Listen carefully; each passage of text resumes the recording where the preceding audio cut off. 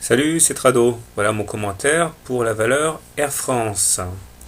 Alors Air France est en période de consolidation en tendance haussière de moyen terme. Haussière parce que nous sommes au-dessus de la M20, la moyenne mobile 20 séances, 20 semaines, qui elle-même est croissante. Et il est vrai que cette M20 a été attaquée lors de cette semaine, mais l'essentiel est préservé puisque nous avons clôturé quand même au-dessus.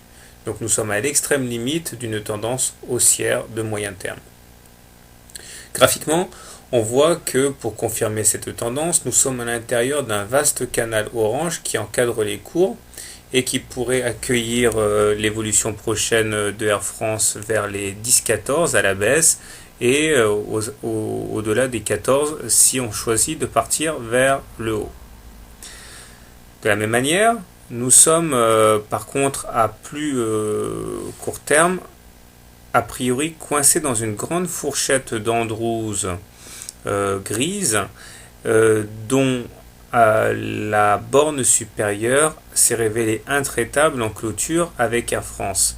Et effectivement, tant que l'on ne se sera pas extrait de cette fourchette d'Andrews grise par le haut, eh bien nous serons toujours soumis à des phénomènes vendeurs qui pourrait entraîner Air France vers les plus bas récemment connus.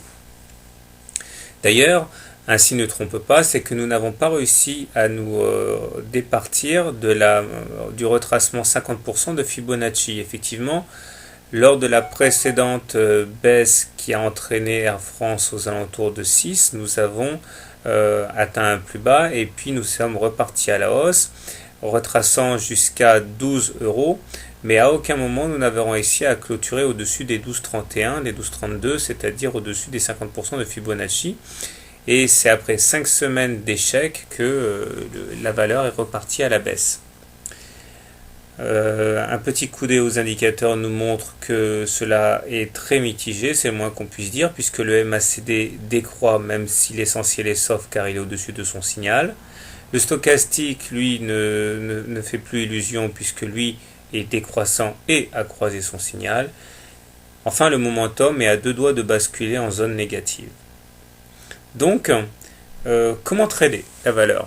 Si on pense que Air France va repartir à la hausse et qu'il ne fait qu'une pause avant d'atteindre de nouveaux cieux, je pense qu'on peut trader la M20, c'est-à-dire acheter maintenant, viser éventuellement un retour sur les plus hauts à 13,17 ou même le haut du canal ocre. Le stop loss, je pense, sera judicieusement placé vers les 9,50, ce qui nous donne un très bon ratio gain-risque. Et de toute manière, si on pète le canal rose et que l'on pète la moyenne mobile 20 séances, on risque d'être dans de beaux draps, ça sert à rien d'insister dans un trade long.